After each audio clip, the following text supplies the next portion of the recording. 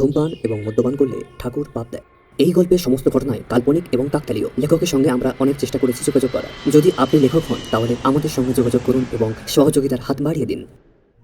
এমন সময় ফিলিপের গলা পেলাম। সে দেখি অদ্ভুত কায়দায় খাঁড়া দেয়াল বেয়ে উঠে আসছে। ঠোঁটে যা লেগে আছে তা নির্ঘাত রক্ত। দেখলাম বাদুড়টা ফিলিপকে দেখা মাত্র চলে গেল ওর। নমস্কার, আমি সম্পদ। অডিও গল্পের মাধ্যমে এন্টারটেনমেন্টের জন্য আমাদের এই বিশেষ নিবেদন, নাটকীয়ভাবে গল্প বলা। আজকের গল্প রাজেশ বসুর লেখা কফিনের ভয়ঙ্কর। প্রধান চরিত্রে জেমস ফিলিপ, হ্যামিল্টন এবং ম্যাকলিন। গল্পপাঠ ও অন্যান্য চরিত্রে প্রদীপ্ত এবং আকাশ। শুরু হচ্ছে আজকের গল্প কফিনের ভয়ঙ্কর। কথায় বলে ঢেঁকি স্বর্গে গেলেও ধান ভাঙে। ডাক্তারদের ক্ষেত্রেও প্রবাদটা মনে হয় সমান প্রযোজ্য। বিদেশে বেড়াতে এসেছি। সাধারণ একটি গ্রাম, বডম ভিলেজ, স্কটল্যান্ডের আবিরডিন শহর থেকে 30 মাইল মতো দূর। রয়েছি পুরনো একটি হোমস্টেতে। দোতলা পাথরের বাড়ি, অনেকটা দুর্গের আদলে তৈরি। আয়তনে অবশ্য ছোট। একতলা আর দোতলা মিলিয়ে 5টি ঘর। আমি রয়েছি ওপরের ঘরে। জানলা খুলে দিলে নর্থ সির উত্তাল সমুদ্র, পাথুরে সৈকত আর দূরে প্রাচীন একটি লাইট হাউসের মাথা দেখা যায়। এসব ব্যবস্থা করে দিয়েছে আমার ছোটবেলার বন্ধু মুগ্ধ। সে পেশায় ইঞ্জিনিয়ার। গ্লাসগো শহরে নামী একটি প্রতিষ্ঠানের বড় কর্তা। এই বাড়ির মালিক গ্রেগর ম্যাকলিন ওই প্রতিষ্ঠানেরই কর্তা ছিলেন একসময়। অবসরের পর পৈতৃক বাড়িতে ফিরে এসেছেন। আমারই মতো একলা অকৃত্যদার। জুডিথ নামে দূর সম্পর্কের এক বোন আছে। তিনিই বলতে গেলে বৃদ্ধের দেখাশোনা করেন। ঘটনাটা হলো গতকাল দুপুরে। গিয়েছিলাম মাইল 3 দূরে ক্রুডেন বের উপর স্লেইনস কাসল দেখতে। 1000 বছরের প্রাচীন এই কেল্লাই নাকি ছিল আইরিশ লেখক ব্রাম স্টোকারের পৃথিবী বিখ্যাত ড্রাকুলা উপন্যাসের মূল পটভূমি। এখানকার কিলমার্নক আর্মস হোটেলে বসেই উপন্যাসে শুরু করেন লেখক। যাই হোক, ফেরার পথে একটা হটারিতে লাঞ্চ সেরে 1 কাপ কফি নিয়ে বসেছি। খুব ঠান্ডা লাগছিল। স্কটল্যান্ড এমনিতেই শীতের দেশ, তার উপর জানুয়ারি মাসের 4 তারিখ সবে। দূরে সমুদ্র দেখছি, এমন সময় একজন বৃদ্ধ, হাতে ওয়াকিং স্টিক, পরনে আমারই মতো হ্যাট, ওভারকোট, জিজ্ঞেস করলেন আমি গ্রেগর ম্যাকলিনের বাড়ির অতিথি হয়ে এসেছি কিনা। হ্যাঁ বলায় ভদ্রলোক বললেন, আমার নাম জেমস হ্যামিল্টন। শুনেছি আপনি ডাক্তার। যদি একটু আমার কথা শোনেন। বললাম, আমি ডাক্তার ঠিকই, তবে শরীর না, মানুষের মনের ব্যামোর চিকিৎসা করি। হ্যামিল্টন বললেন, জানি, সেজন্যই একটু বিরক্ত করছি আপনাকে, মার্জনা করবেন। এমন অমায়িকতায় কি আর করি। আরও 1 কাপ কফির অর্ডার দিয়ে বসতে অনুরোধ করলাম। বৃদ্ধ খুব খুশি। আমার উল্টো দিকের চেয়ারে সঙ্গে সঙ্গে বসে পড়েছেন। ধন্যবাদ দিয়ে বললেন, ধন্যবাদ। আসলে বিষয়টা আমার না, আমার ভাড়াটের। ভাড়াটে মানে পেইং গেস্ট।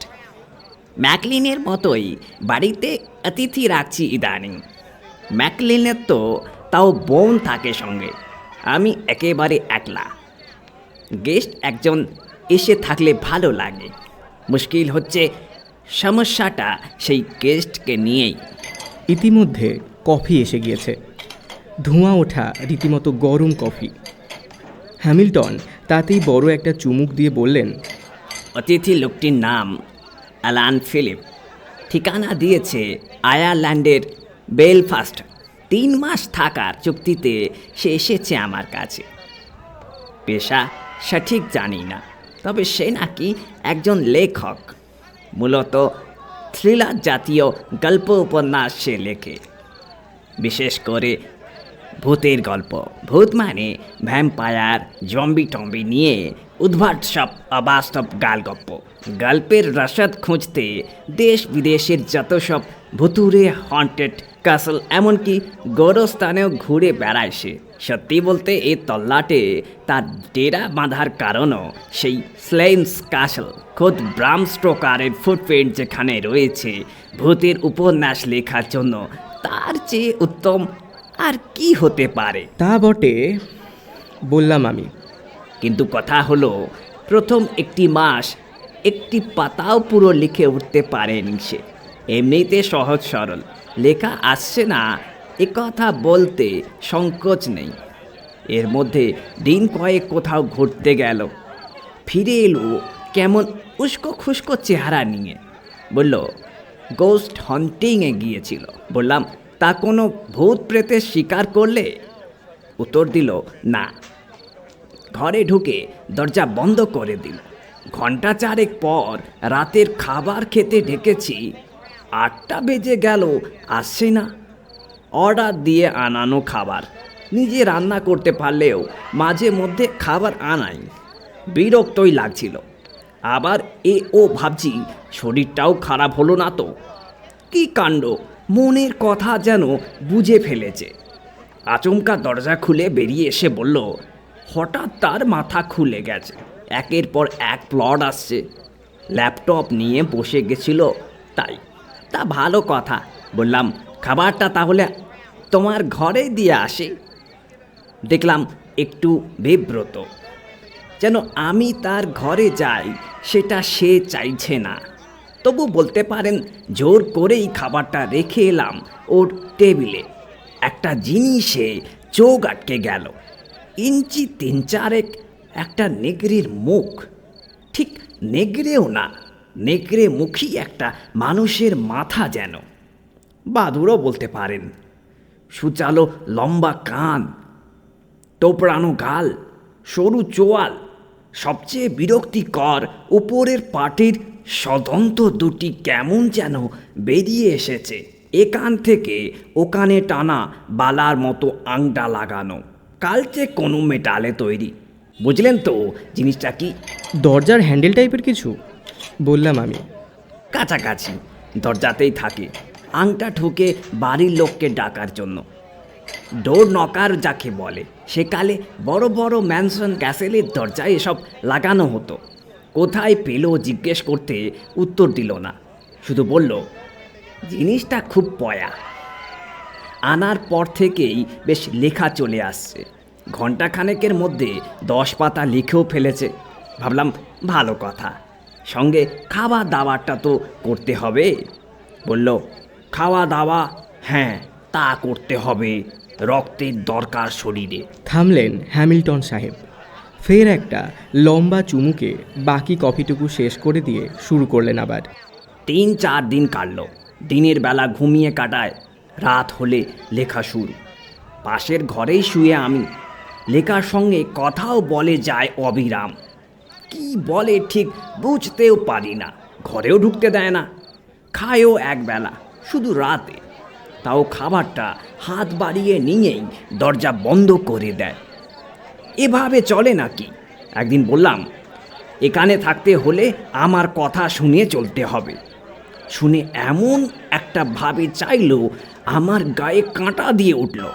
চোখ দুটো কেমন টকটকে লাল। ভাবলাম হয়তো শরীর খারাপ। জিজ্ঞেস করলাম ডাক্তারের কাছে যাবে কি না। তাতে আরও রেগে গেল।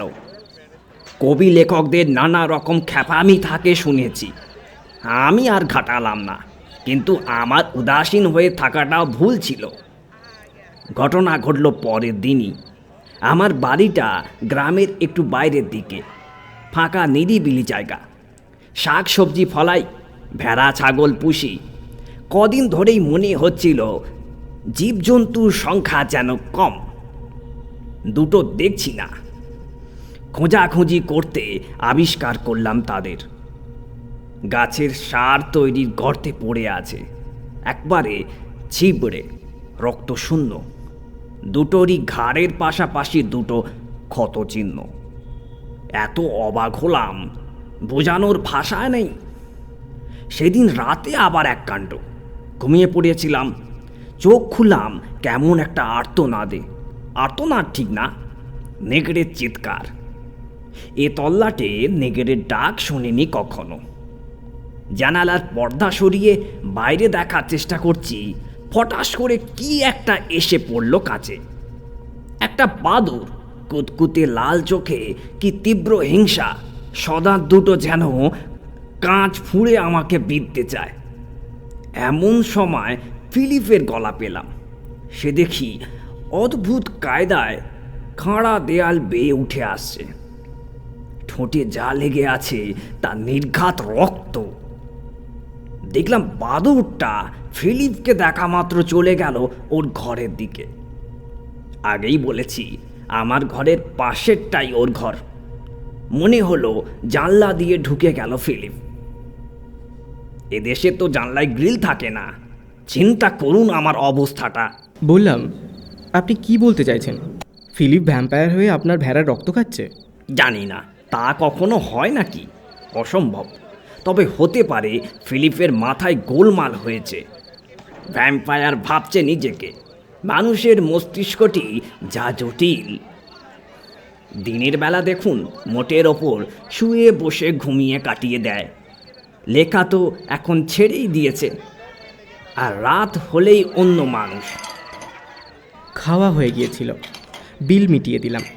এই বৃদ্ধটির মস্তিষ্কও যে একটু জটিল সন্দেহ নেই। ওয়েটারকে দেখলাম বৃদ্ধির দিকে একটু যেন অর্থপূর্ণ নজরে চাইছে। মনে হচ্ছে এরকম আজগুবি কথা অনেকেই বলে বেড়ান ভদ্রলোক। তা আমাকে কি করতে বলেন?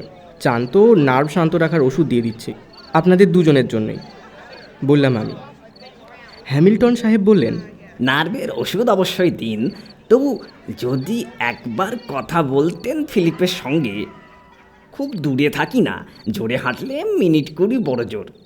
কাজ তো কিছু নেই এখন, ভাবলাম ঘুরেই আসি। ডোরন কাটাও দেখতে কৌতূহল হচ্ছে। মিনিট 20 মতোই লাগলো পৌঁছোতে। নিরিবিলি জায়গাটা। আমি যে বাড়িতে রয়েছি সে কায়দাতেই তৈরি, তবে সামনে পিছনে অনেক জায়গা। উঁচু কাঠের পাঁচিলে ঘেরা। দরজায় আদ্যিকালের মতো লোহার তালা দেওয়া ছিল। হ্যামিল্টন সাহেব বললেন, কি করব, বাইরে বেরোতে হলে তালা দিয়ে যাই। ফিলিপ তো নিচে নামবেই না, এভাবেই যাই। কাঠের সিঁড়ি বেয়ে উঠেই ফিলিপের ঘর। কয়েকবার নক করে সাড়া না পেয়ে একটু ঠেলতে দরজার পাল্লা সরল। মাঝারি মাপের ঘর, পরিমিত আসবাব। বিছানার পাশের দেওয়ালেই বড়সড় 2টি জানালা। পর্দা টানা থাকলেও একটু ফাঁক থেকে আলো আসছিল শেষ দুপুরের। খাটে যিনি আধা শোয়া হয়েছিলেন বুঝলাম ইনিই লেখক অ্যালান ফিলিপ। 30-32 বছর বয়স, ছিপছিপে একহারা গড়ন, লম্বাটে মুখ, দু চোখেই ক্লান্তি আর নিদ্রাহীনতার ছাপ। গালে বেশ কয়েকদিনের না কামানো দাড়িগোঁপ। সোনালি চুলে চিরুনিও মনে হয় অনেকদিন পরে না। অসুস্থই লাগলো লোকটিকে দেখে। আমাকে দেখিয়ে বললেন হ্যামিল্টন সাহেব, এই ভদ্রলোক ডাক্তার, আন্তর্জাতিক খ্যাতি আছে বুঝেছ, বেড়াতে এসে চেনে দেশে। ফিলিপ একটু যেন আগ্রহী হলেন, মাথাটা একটু ওঠালেন। নামটা শুনেছি কি আপনার? না শোনাই স্বাভাবিক, বললাম আমি। ওয়েবসাইট আছে নিজের? আছে, সাইটের নামটাও বললাম। ঠিক আছে, দেখে নেব। চলে যান এবার, আর কখনো আসবেন, যান। হ্যামিল্টন সাহেব কিছু বলতে যাচ্ছিলেন, আমি ঠিক আছে বলে বেরিয়ে এলাম। বললাম, দেখে মনে হলো দুশ্চিন্তায় রয়েছেন। আপনি বরং শহরে নিয়ে যান বা ওর বাড়ির লোককে খবর দিন। কাকে আর দেব, আমার মতোই একলা। যাকগে, দেখলেন তো কেমন রুক্ষ ব্যবহার। আর একটু অপেক্ষা করুন, সূর্যটা ডুবুক, দেখবেন তখন। হ্যাঁ, সেই ডোরিন কাঠটা দেখবেন বলেছিলেন, দেখুন কোথায় লাগিয়ে রেখেছে। বললেন হ্যামিল্টন সাহেব।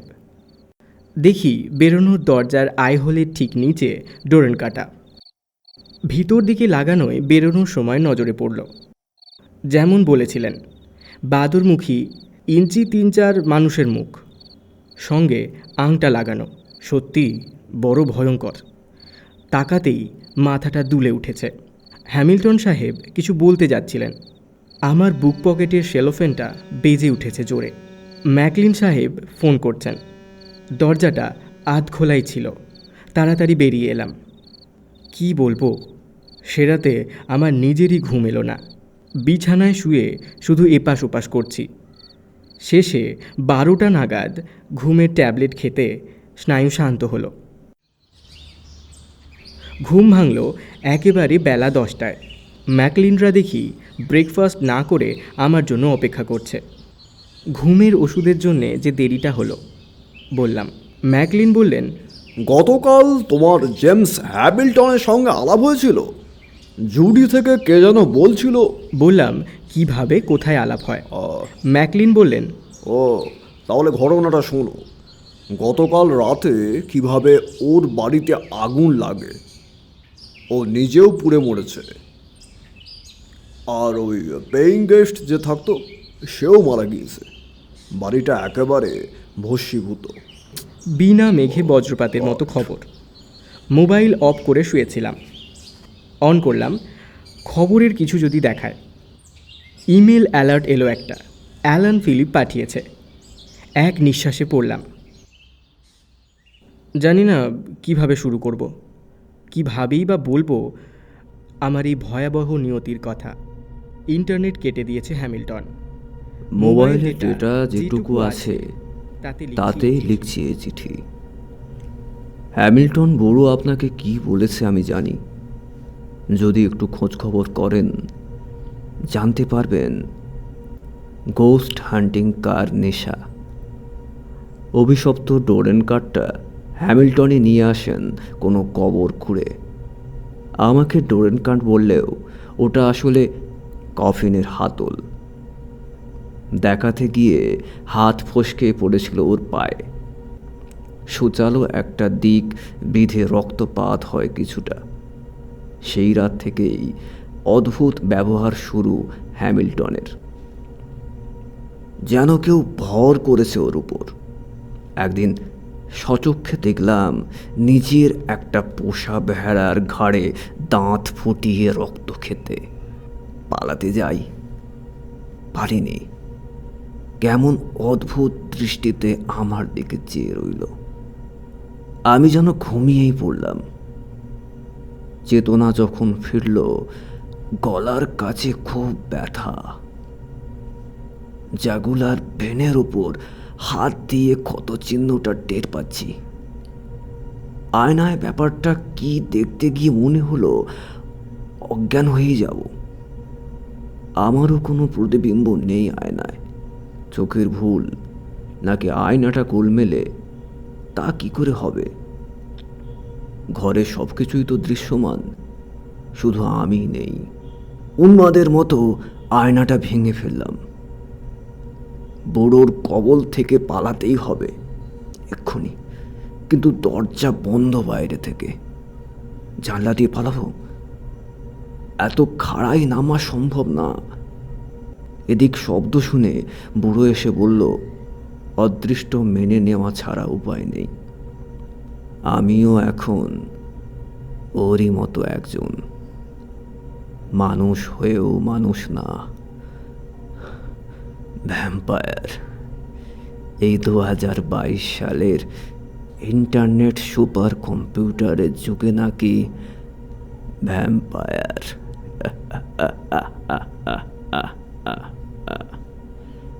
বুড়োকে একটা সজোরে ধাক্কা দিয়ে পালাতে গেলাম, পারলাম না।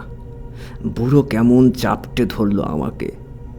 গলায় ফের দাঁতের তীক্ষ্ণ স্পর্শ, যন্ত্রণা, কিন্তু শরীরটাও অবশ হয়ে এলো। চেতনা ফিরতে প্রথমে প্রচণ্ড খিদে অনুভব করলাম। রাত তখন অনেক। ঘরে কুকি রয়েছে 2 প্যাকেট, ইচ্ছে করলো না। মাড়িটাও কেমন সুরসুর করছিল। আঙুল দিয়ে দেখতে বুকের ভেতর কেঁপে উঠল। বুড়ো ঠিকই বলেছে, অদৃষ্টই মেনে নিতে হবে। সদাঁত বেরোচ্ছে আমারও। আর সত্যি বলছি, কোনো প্রাণীর টাটকা রক্ত পান করতে পারলে যেন খিদে মিটত। পর মুহূর্তে ভাবলাম, এসব কি ভাবছি আমি? না খেয়ে মরবো, তবু পৈশাচিক কিছু করতে পারবো না আমি। বুড়ো বুঝতে পারছিল আমার মনুষ্যত্ব কাটছে না, অনাহারে টিকবও না বেশি দিন। আমার জায়গায় আর কাউকে তো চাই। শিকার খুঁজতে বেরোনো শুরু হলো। লোকজনকে কি বোঝাবে সেই মহড়াও শুনেছি আমি পাশের ঘর থেকে। আমিও ঠিক করিনি কি করব। পালিয়ে লাভ নেই, আমার আমিটাই সত্যির মৃত্যু হয়েছে। বাইরে গিয়ে আর 5 জনকে মারতে আমি পারবো না। নিজে মরব, বুড়োর পিশাচটাকেও মারব। রোজ রাতে ঠিক 12টায় বুড়ো আসে আমার ঘরে। আমার রক্ত পান না করলে তৃপ্তি হয় না তার। কি যে আরাম পায়। দিনে ভালো মানুষ সেজে বেড়ায়, শেষ রাতে ঘুমোয় মরার মতো। সেটাই একমাত্র সুবিধে আমার। বাড়ির বেসমেন্টে ডিজেল পেয়েছি 1 হারিকেন। দেশলাই আছে, গায়ে ঢেলে দেব সুযোগ বুঝে। দুজনেই মরবো একসঙ্গে। আপনার সঙ্গে দেখাটা কাকতালীয় হলেও ঈশ্বরের করুণা। ঈশ্বরের করুণা। অন্তত একজন তো জানলো সত্যিটা কি। একজন তো জানলো সত্যিটা কি। এখানেই শেষ অ্যালান ফিলিপের মেল। বেচারি। আশা করি বিধ্বংসীর এই আগুনে সে পিশাচটির মূর্তিও ভস্মীভূত হয়েছে। গতকাল বেরোনোর সময় বাদুরমুখ জিনিসটা দেখি আমি। দৃষ্টি পড়তেই স্পষ্ট মনে আছে আমার, বাদুরটার নিমিলিত চোখ দুটি আচমকা খুলে যায়। টকটকে লাল চোখ দুটোর সে কি গা হিম করা চাউনি। আপনি শুনছেন পটাকা FM। শুনছিলেন রাজেশ বসুর লেখা কফিনের ভয়ঙ্কর। গল্পপাঠ ও অন্যান্য চরিত্রে প্রদীপ্ত এবং আকাশ। কেমন লাগলো জানাতে ভুলবেন না। আমরা খুব শীঘ্রই ফিরে আসব আরও একটি গল্প নিয়ে।